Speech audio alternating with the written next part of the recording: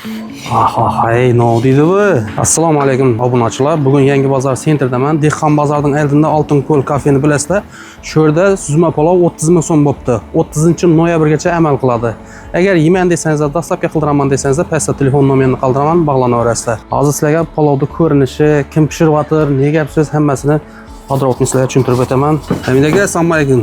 Yaxshimisiz? Rahmat. Palov qayerga kelasizmi? Albatta. Zo'rmi aka? Mazali ajoyib.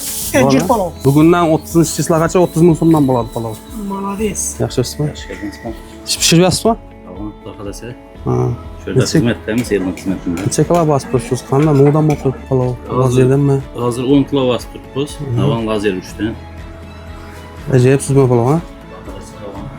Bir ko'rsatib tanishtirsangiz, xalqimiz bir haz etib, o'zi palovimizni ko'madan maqtab turibsiz og'a. Shu bozorda elinde zo'r etib pishiradiganlar deydi. Bu mazali bo'yishi nima bu siri? Biz Alloh taoloning bergan bir nesi bo'ladi-da. Lekin evvelen boshi Alloh taoloning bergan qo'lda shira kerak. Ko'ngil kerak, mehr bilan pishirish kerak, ha?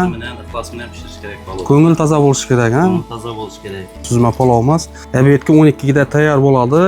Dastlabkasi, noni, choyi, hamma narsasi o'zimda bo'ladi. Mana tuxumi, achchiburuchi, Yelik suyaklar. Hamma shu 30 ming ichida. Bahasi yana o'zgarmaydi bizlarda. 30-noyabrgacha amal qiladi, ha? Shuna birgacha. Hurmatli obunachilar, bilasizlar, boshqa yerlarda 35 ming, 40 ming so'mdan, bu yerda 30 ming so'mdan bo'ladi. Hazreti yeb ichib ketaverasizlar. Boshqa yerlarga qaraganda farqi bor deyapman-da. Masalan, bir yerlarda nondan, choynadan pul oladilar, o 5 ming so'm, 10 ming so'm. Bu yerda unday uslugasi yo'q. Prosta kelib yeysizlar, ichasizlar, ketasizlar. Bu ana arzongana 30 ming so'm. Ichkarida o'tiradigan mestalarni ko'rsataman. Shu yerda yeb ichib hazret o'tirasizlar.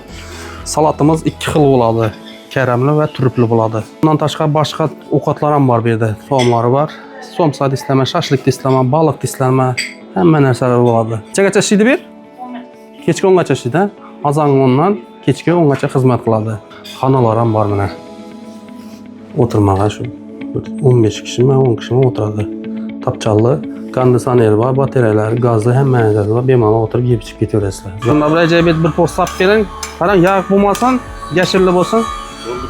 Gazet bir tane.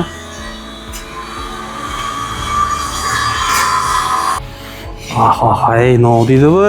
Esa do'stlar, yaqinlashdik. Biz boshladik.